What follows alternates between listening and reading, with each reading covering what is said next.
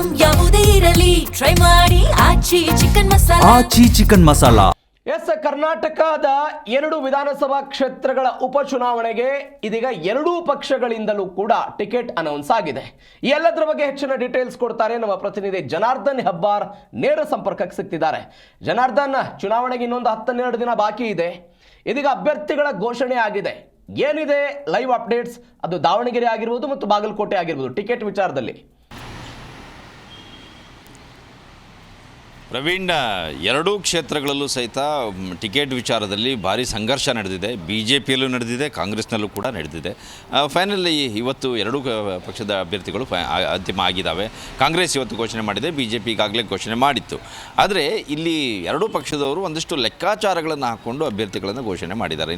ಒಂದು ಕಡೆಯಲ್ಲಿ ಕಾಂಗ್ರೆಸ್ಗೆ ಭಾರಿ ಸಂಕಷ್ಟ ತಂದಿದ್ದೇನಂತಂದರೆ, ದಾವಣಗೆರೆಯಲ್ಲಿ ಶಾಮನೂರು ಕುಟುಂಬವನ್ನು ಬಿಟ್ಟು ಅಥವಾ ಕುಟುಂಬವನ್ನು ದೂರ ಇಟ್ಟು ಎಲೆಕ್ಷನ್ ಮಾಡಿದ್ರೆ ನಮಗೆ ಹಿನ್ನಡೆ ಆಗುತ್ತೆ ಅನ್ನೋಂಥ ಒಂದು ಲೆಕ್ಕಾಚಾರವನ್ನು ಇಟ್ಟು ಕಾಂಗ್ರೆಸ್ಸಲ್ಲಿ ಅಭ್ಯರ್ಥಿಯನ್ನು ಘೋಷಣೆ ಮಾಡಿದಂತೆ ಕಾಣಿಸ್ತಾ ಇದೆ. ಯಾಕಂದರೆ ಮುಸ್ಲಿಂ ಸಮುದಾಯದವರಲ್ಲಿ ಅಭ್ಯರ್ಥಿಗಳನ್ನು ಮುಸ್ಲಿಮ್ಗೆ ಕೊಡಬೇಕು ಅನ್ನುವಂಥ ಒಂದು ಆಗ್ರಹವನ್ನು ಮಾಡಿದರು. ಸಚಿವ ಜಮೀರ್ ಸಹಿತ ಸೇರಿದಾಗೆ ಭಾಳಷ್ಟು ಜನ ಆ ವಿಚಾರವಾಗಿ ಒತ್ತಡವನ್ನು ಕೂಡ ಹಾಕಿದರು. ಆದರೆ ಅಂತಿಮವಾಗಿ ಕಾಂಗ್ರೆಸ್ ತೀರ್ಮಾನ ತೆಗೆದುಕೊಂಡಿದ್ದು ಶಾಮನೂರು ಕುಟುಂಬಕ್ಕೆ ಸಮರ್ಥಿಗೆ ಟಿಕೆಟ್ ಅನ್ನೋಂಥ ತೀರ್ಮಾನವನ್ನು ಮಾಡಿ ಇವತ್ತು ಘೋಷಣೆಯನ್ನು ಮಾಡಿದೆ. ಅಲ್ಲಿ ಮುಸ್ಲಿಂ ಓಟ್ಗಳು ಸುಮಾರು 80,000-85,000 ಸಾವಿರದಷ್ಟು ಇದ್ದಾವೆ ದಾವಣಗೆರೆ ದಕ್ಷಿಣ ಕ್ಷೇತ್ರದಲ್ಲಿ. ಇಂತಹ ಸಂದರ್ಭದಲ್ಲಿ ಕಾಂಗ್ರೆಸ್ನ ಜೊತೆಗೆ ಸದಾ ನಿಲ್ಲುವಂತಹ ಮುಸ್ಲಿಂ ಸಮುದಾಯ ಅಭ್ಯರ್ಥಿ ಒಂದು ಅವಕಾಶ ತಪ್ಪಿದೆ ಅನ್ನೋಂಥ ಒಂದು ಬೇಸರದಿಂದ ಬೇರೆ ಕಡೆಗೆ ಜಾರ್ತಾರ. ಅಂದರೆ ಸಾಮಾನ್ಯವಾಗಿ ಇರುವಂಥ ವಾಡಿಕೆ ಏನಂತಂದರೆ ಮುಸ್ಲಿಂ ಮತದಾರರು ಬಿ ಜೆ ಪಿಗೆ ಸಪೋರ್ಟ್ ಮಾಡಲ್ಲ, ಕೆಲವರು ಮಾತ್ರ ಮಾಡ್ಬೋದು ಅನ್ನೋಂಥ ಮಾತಿದೆ.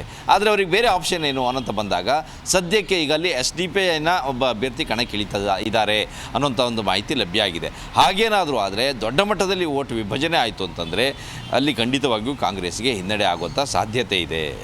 ಇನ್ನೊಂದು ಕಡೆಯಲ್ಲಿ ಇದರ ಲಾಭವನ್ನು ಪಡೆದುಕೊಳ್ಳೋದಕ್ಕೆ ಪ್ರವೀಣ್ BJP ಎಷ್ಟು ಸಮರ್ಥ ಅನ್ನೋದು ಇಲ್ಲಿ ಪ್ರಶ್ನೆ ಆಗುತ್ತೆ. ಯಾಕಂದರೆ BJPಯಲ್ಲಿ ದಾವಣಗೆರೆಯಲ್ಲಿ 2 ಬಣ ಇದೆ ಅನ್ನೋದು ಸ್ಪಷ್ಟವಾಗಿ ಗೊತ್ತಿರುವಂಥ ವಿಚಾರ. ಒಂದು ಕಡೆಯಲ್ಲಿ ರೆಬೆಲ್ಸ್ ಟೀಮ್, ಇನ್ನೊಂದು ಕಡೆಯಲ್ಲಿ ಪಕ್ಷದ ಟೀಮ್ ಅನ್ನೋಂಥ ವಿಚಾರ ನಡೀತಾ ಇದೆ. ಇಲ್ಲಿ ಆ ಸಂಘರ್ಷದ ನಡುವೆ ಅಭ್ಯರ್ಥಿ ಆಯ್ಕೆ ಆಗಿದೆ. ಕಳೆದ ಬಾರಿ ಅಜಯ್ ಕುಮಾರಲ್ಲಿ ದೊಡ್ಡ ಫೈಟನ್ನು ಕೊಟ್ಟಿದ್ದರು, ಸುಮಾರು 20-28 ಸಾವಿರ ಓಟ್ಗಳನ್ನು ಪಡೆದುಕೊಂಡಿದ್ದರು. ಆದಾಗ್ಯೂ ಶಾಮನೂರು ಶಿವಶಂಕರಪ್ಪ ಗೆದ್ದಿದ್ದರು. ಆದರೆ ಈಗ ಟಿಕೆಟ್ ಅವರಿಗೆ ಮಿಸ್ ಆಗಿದೆ. ಕುರುಬ ಸಮುದಾಯಕ್ಕೆ ಅಥವಾ ಹಿಂದುಳಿದ ವರ್ಗದ ಸಮುದಾಯಕ್ಕೆ ಅವಕಾಶವನ್ನು ಕೊಡಬೇಕು ಅಂತೇಳಿ ಅಲ್ಲಿ ಶ್ರೀನಿವಾಸ ದಾಸ್ಕರೆಪ್ಪ ಅವರಿಗೆ ಅವಕಾಶವನ್ನು ಮಾಡಿಕೊಟ್ಟಿದೆ BJP.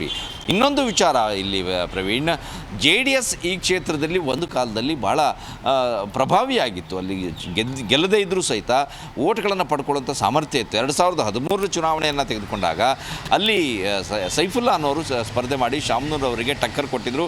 ಕೇವಲ 16,000 ಮತಗಳ ಅಂತರದಿಂದ ಶಾಮನೂರು ಅವರು ಅವತ್ತು ಗೆಲ್ತಾರೆ. ಆ ನಂತರದಲ್ಲಿ JDS ತನ್ನ ಪ್ರಭಾವವನ್ನು ಅಲ್ಲಿ ಉಳಿಸ್ಕೊಳ್ಳಿಕ್ಕೆ ವಿಫಲವಾಯಿತು. ಕ್ರಮೇಣವಾಗಿ ಹಿಮ್ಮುಖವಾಗಿ ಬರ್ತಾ ಹೋಯಿತು. ಅಲ್ಲಿ 1,000-2,000 ಮತಗಳನ್ನಷ್ಟೇ ಪಡ್ಕೊಳ್ಳೋಂಥ ಒಂದು ಸಂದರ್ಭ ಈಗಿದೆ. ಆದರೆ ಈ ಚುನಾವಣೆಯಲ್ಲಿ ಅವರೆಲ್ಲರೂ ಕೂಡ ಮತ್ತೆ ಗರಿಗೆದರ್ತಾರ. ಅಸಮಾಧಾನಿತ ಮುಸ್ಲಿಂ ಸಮುದಾಯದ ಓಟ್ಗಳನ್ನು ಪಡ್ಕೊಳ್ಳೋಂಥ ಪ್ರಯತ್ನ, BJPಗಾಗಿ ಪಡಿಸ್ಕೊಳ್ಳೋಂಥ ಪ್ರಯತ್ನವನ್ನು ಮಾಡ್ತಾರಾ ಇರುವಂತಹ ಪ್ರಶ್ನೆ ಇದು ದಾವಣಗೆರೆ ವಿಚಾರ ಆತಾದರೆ. ಇನ್ನು ಬಾಗಲಕೋಟೆ ವಿಚಾರಕ್ಕೆ ಬಂದರೆ ವೀರಣ್ಣ ಚರಂತಿಮಠ ಅವರಿಗೆ ಸುಲಭದ ಕ್ಷೇತ್ರ ಏನು ಆಗಿರಲಿಕ್ಕಿಲ್ಲ. ಯಾಕಂದರೆ ಕಳೆದ ಬಾರಿ ಸುಮಾರು 5,873 ಓಟ್ಗಳ ಅಂತರದಿಂದನೂ ವೀರಣ್ಣ ಚರಂತಿಮಠ ಅವರು ಸೋತಿದ್ದಾರೆ ಮೇಟಿಯವರ ಮೇಲೆ. ಆದರೆ ಈಗ ಮೇಟಿಯವರ ಕುಟುಂಬದಲ್ಲಿಯೇ ಟಿಕೆಟ್ಗೆ ಕಿತ್ತಾಟ ನಡೆದಿರುವಂಥ ಹಿನ್ನೆಲೆಯಲ್ಲಿ ಅಲ್ಲಿ ಲಿಂಗಾಯತ ಸಮುದಾಯ ಭಾಳ ಪ್ರಭಾವಿಯಾಗಿದೆ. ಅಲ್ಲಿ ದಾವಣಗೆರೆಯಲ್ಲಿ ಹೇಗೆ ಮುಸ್ಲಿಂ ಸಮುದಾಯ ಅತ್ಯಂತ ಪ್ರಭಾವಿನೋ ಇಲ್ಲಿ ಲಿಂಗಾಯತ ಸಮುದಾಯ ಅತ್ಯಂತ ಪ್ರಭಾವಿಯಾಗಿದೆ. 79,000 ಓಟು ಲಿಂಗಾಯತ ಸಮುದಾಯದವ್ರದ್ದೇ ಇದೆ. ಈ ಕಾರಣಕ್ಕಾಗಿ ಅಲ್ಲಿ ಈಗ ಆ ಸಮುದಾಯದವರು ಯಾರ ಕಡೆ ಒಲವು ತೋರಿಸ್ತಾರೆ, ವೀರಣ್ಣ ಚರಂತಿಮಠ ಅವರಿಗೆ ತೋರಿಸ್ತಾರೆ ಅಥವಾ ಆಡಳಿತ ಪಕ್ಷ ಇದೆ ಅನ್ನೋ ಕಾರಣಕ್ಕಾಗಿ ಮೇಟಿ ಕುಟುಂಬಕ್ಕೆ ಬೆಂಬಲವನ್ನು ನೀಡ್ತಾರಾ ಅನ್ನೋಂಥ ಇರೋ ಪ್ರಶ್ನೆ. ಇದರ ನಡುವೆಯಲ್ಲಿ ಏನಾಗಿದೆ ಪ್ರವೀಣ್, ಅವರ ಕುಟುಂಬದಲ್ಲಿಯೇ ಒಂದಷ್ಟು ಒಡಕು ಬಂದಿರುವಂಥ ಹಿನ್ನೆಲೆಯಲ್ಲಿ ಅದು ಎಷ್ಟರ ಮಟ್ಟಿಗೆ ಒಳಗೊಳಗೆ ಕೆಲಸ ಮಾಡುತ್ತೆ. ಅಂಡರ್ ಕರೆಂಟ್ ಅಂತ ಹೇಳ್ತಾರೆ. ಮೇಲ್ನೋಟಕ್ಕೆ ಎಲ್ಲರೂ ಕೂಡ ನಾವೆಲ್ಲ ಒಂದು ಅಂತ ಹೇಳ್ತಾ ಇದ್ದವರು ಒಳಗೊಳಗೆ ಎಲ್ಲಿ ಓಟನ್ನು ಡಿವೈಡ್ ಮಾಡಿಸಬಹುದು ಅನ್ನೋಂಥ ಪ್ರಶ್ನೆ ಇದೆ. ಹೀಗಾಗಿ ದಾವಣಗೆರೆಗಿಂತ ಹೆಚ್ಚಾಗಿ ಬಾಗಲಕೋಟೆಯಲ್ಲಿ ಕಾಂಗ್ರೆಸ್ಗೆ ದೊಡ್ಡ ಸವಾಲಾಗಿ ಪರಿಣಮಿಸುತ್ತೆ ಕಾಣಿಸ್ತಾ ಇದೆ. ಯಾಕಂದರೆ ಕಡಿಮೆ ಅಂತರದಲ್ಲಿ ವೀರಣ್ಣ ಚರಂತಿಮಠ ಅವರು ಸೋತಿರೋದು, ಅಲ್ಲಿ ಅಸಮಾಧಾನ BJPಯಲ್ಲಿ ಇದ್ದಾಗ್ಯೂ ಸಹಿತ ಅವರೆಲ್ಲ ಒಂದಾಗಿ ಹೋಗುವಂಥ ಒಂದು ಪ್ರದರ್ಶನವನ್ನು ಮೇಲ್ನೋಟಕ್ಕೆ ಕಾಣಿಸ್ತಾ ಇದ್ದಾರೆ. ಒಳಗಡೆ ಏನೂ ಗೊತ್ತಿಲ್ಲ, ಮೇಲ್ನೋಟಕ್ಕಂತೂ ಅಂಥ ಒಂದು ಪ್ರಯತ್ನ ನಡೀತಾ ಇದೆ. ಅಲ್ಲಿ ಬಿ ಜೆ ಪಿಗೆ ಮೇಲುಗೈ ಆಗುವಂಥ ಲಕ್ಷಣಗಳು ಮೇಲ್ನೋಟಕ್ಕೆ ಕಾಣಿಸ್ತಾ ಇದೆ. ಇದರ ಲಾಭವನ್ನು ಎಷ್ಟು ಮಟ್ಟಿಗೆ ಬಿ ಜೆ ಪಿಯ ಎರಡು ಬಣಗಳು ಒಂದಾದವರು ಪಡ್ಕೊಳ್ತಾರೋ ಗೊತ್ತಿಲ್ಲ, ಕಾದು ನೋಡಬೇಕು. ಆದರೆ ದಾವಣಗೆರೆಯಲ್ಲಿ ಮಾತ್ರ ಬಿಗ್ ಫೈಟ್ ಆಗುತ್ತೆ. ಒಂದು ಕಡೆಯಲ್ಲಿ ಅದೇ ಸಮುದಾಯಕ್ಕೆ ಟಿಕೆಟ್ ಕೊಟ್ಟರು ಅಂತ ಆರೋಪ ಕಾಂಗ್ರೆಸ್ ಮೇಲೆ, ಒಂದೇ ಕುಟುಂಬಕ್ಕೆ ಟಿಕೆಟ್ ಪದೇ ಪದೇ ಕೊಡ್ತಾರೆ ಅನ್ನೋ ಆರೋಪ ಒಂದು ಕಡೆಯಲ್ಲಾದರೆ, ಮುಸ್ಲಿಂ ಸಮುದಾಯದ ಅಸಮಾಧಾನ ಇನ್ನೊಂದು ಕಡೆಯಲ್ಲಿದೆ. ಇದೆಲ್ಲದರ ನಡುವೆಯಲ್ಲಿ ಬಿ ಜೆ ಪಿ ಮತ್ತು ಜೆ ಡಿ ಎಸ್ನ ಹೊಂದಾಣಿಕೆ ಎಷ್ಟರ ಮಟ್ಟಿಗೆ ಆಗುತ್ತೆ ಅನ್ನೋದು ಕೂಡ ಭಾಳ ಪ್ರಮುಖ ಆಗುತ್ತೆ ಇಲ್ಲಿ. ಯಾಕಂದರೆ ದೊಡ್ಡ ದೊಡ್ಡ ನಾಯಕರು ಬಂದು ಇಲ್ಲಿ ಚುನಾವಣಾ ಪ್ರಚಾರಕ್ಕೆ ಎಷ್ಟು ದಿನ ಟೈಮ್ ಬರ್ತಾರೆ ಪ್ರಶ್ನೆ ಇದ್ದೇ ಇದೆ. ಕುಮಾರಸ್ವಾಮಿ ಅವರು ಹೋಗ್ತಾರಾ ಇಲ್ವೋ ಅಂತ ಪ್ರಶ್ನೆ, ಇನ್ನೊಂದು ಕಡೆಯಲ್ಲಿ ಬಿ ಜೆ ಪಿಯ ಕೆಲ ಪ್ರಮುಖರಲ್ಲಿ ಹೋಗ್ತಾರಾ ಇಲ್ವೋ ಅನ್ನೋಂಥ ಪ್ರಶ್ನೆ ಇದೆ. ಭಾಳಷ್ಟು ಮಾತುಗಳು ಪ್ರತಿ ಚುನಾವಣೆ, ಯಾವುದೇ ಚುನಾವಣೆ ಆದಾಗಲೂ ಬರುವಂಥ ಆರೋಪ ಏನಂತಂದರೆ ಒಳ ಒಪ್ಪಂದ ಮಾಡ್ಕೊಂಡ್ಬಿಡ್ತಾರೆ, ಕೆಲವ್ರನ್ನ ಗೆಲ್ಲಿಸೋದಕ್ಕೆ ಕೆಲವ್ರನ್ನ ಸೋಲಿಸೋದಕ್ಕೆ. ಒಂದು ಕಡೆಯಲ್ಲಿ ಜಾತಿ ಲೆಕ್ಕಾಚಾರ, ಇನ್ನೊಂದು ಕಡೆಯಲ್ಲಿ ಸಂಬಂಧಿಕರು, ಬೇರೆ ಬೇರೆ ಲೆಕ್ಕಾಚಾರದ ಮೇಲೆ ಒಳ ಒಪ್ಪಂದ ಆರೋಪ ಇದೆಲ್ಲವೂ ಕೂಡ.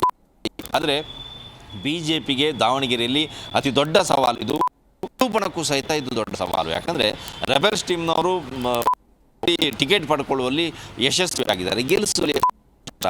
ಇನ್ನೊಂದು ಕಡೆಯಲ್ಲಿ ಅಭ್ಯರ್ಥಿ ಆದಂಥವರು ಎರಡೂ ಬಣವನ್ನು ಸಮಾಧಾನ ಪಡಿಸ್ಕೊಂಡು ತಮಗೆ ಬೇಕಾದಂಥ ಸಪೋರ್ಟನ್ನು ಪಡ್ಕೊಳ್ಳುವಲ್ಲಿ ಸಫಲರಾಗ್ತಾರಾ, ಈ ಎಲ್ಲ ಪ್ರಶ್ನೆಗಳಿದ್ದಾವೆ. ಸೊ 9ನೇ ತಾರೀಕಿಗೆ, ಮುಂದಿನ ತಿಂಗಳ 9ನೇ ತಾರೀಕು ನಡೆಯುವಂಥ ಚುನಾವಣೆ ಎರಡೂ ಕ್ಷೇತ್ರದಲ್ಲೂ ಸಹಿತ ಭಾರಿ ಪೈಪೋಟಿಯನ್ನಂತೂ ಸೃಷ್ಟಿ ಮಾಡಿದೆ. ಪ್ರವೀಣ್. ಹೌದು ಜನಾರ್ದನ್, ನೋಡೋಣ ಏನಾಗುತ್ತೆ ದಾವಣಗೆರೆ ದಕ್ಷಿಣ ಮತ್ತು ಬಾಗಲಕೋಟೆ ವಿಧಾನಸಭಾ ಕ್ಷೇತ್ರದಲ್ಲಿ ಅಂತ. ಥ್ಯಾಂಕ್ ಯು ಸೋ ಮಚ್ ನಿಮ್ಮೆಲ್ಲ ಡೀಟೇಲ್ಸ್ಗೆ. ಅಯ್ಯೋ ಯಾವಾಗ್ಲೂ